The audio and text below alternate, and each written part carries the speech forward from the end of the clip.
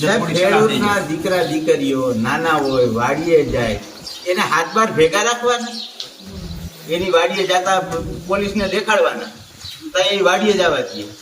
ન હોય તો બોલેરોનું ઠાઠું ખોલે અને પોલીસ એમને લઈ જાય નીચે રમવાનું. શું આઈતરી પત્રમાં સ્પષ્ટ ઉલ્લેખ છે કે બને ત્યાં સુધી જમીન ખરાબો કે જે પડતર હોય ને અહીંયાથી કાઢવી, તો ગામમાં છે ત્યાંથી રસ્તાનો રીસર્વે કરાવો. હું કામ ખેડૂતોના ખેતરની પાળ પીચવી?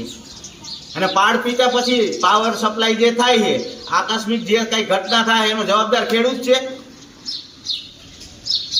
શોર્ટ સર્કિટ થાય, મજૂર નો આવે,